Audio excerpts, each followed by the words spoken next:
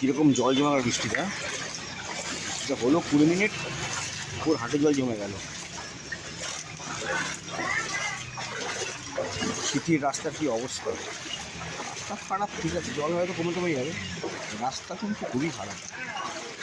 Pump চালালে জল বেরিয়ে যাবে হয়তো কয়েক ঘন্টা পর, কিন্তু সব জায়গা থেকে বেরোবে না, কিছু জায়গা থেকে বেরোবে, কিছু জায়গায় রয়ে যাবে, এটাই ড্রব্যাক। লোকজন হাঁটছে কত, হ্যাঁ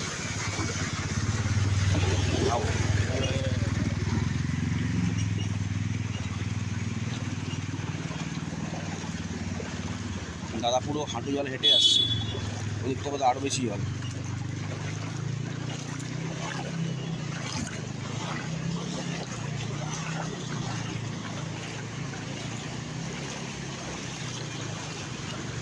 কোনো মতো বাইকটা আসছে,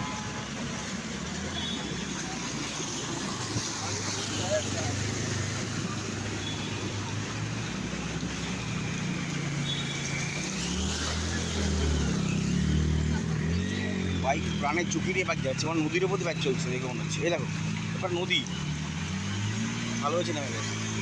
কী অবস্থা দাদা তোমার,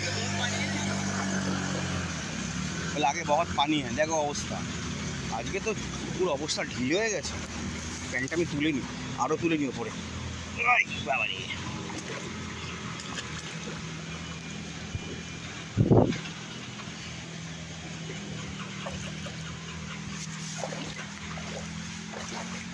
বৃষ্টি হয়েছে খারাপ না, জল বৃষ্টির তুলনামূলকভাবে বেশি জমেছে, মানে বৃষ্টি যা হয়েছে তার থেকে জল অনেক বেশি জমেছে।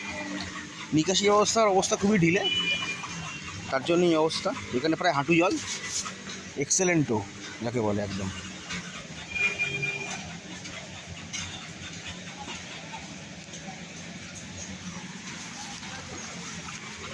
এই জল ঠেঙিয়ে কোথাও বেরোনো, আমাদের মতন লোককে বারবার বেরোতে হয়, কাজে আসতেও হয়, তাও তো আজকে শহরে যাইনি বা কলকাতার দিকে যাচ্ছি না, তাতেই এই অবস্থা।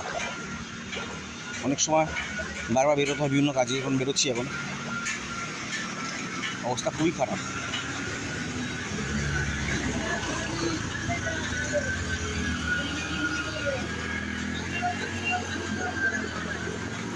দেখো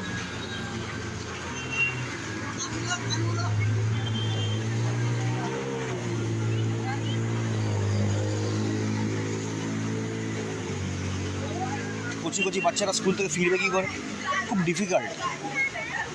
অত তো গাড়ি ঘোড়া নেই, আর অটো তো বন্ধই হয়ে যাচ্ছে, অটো যেতে পারছে না কেন।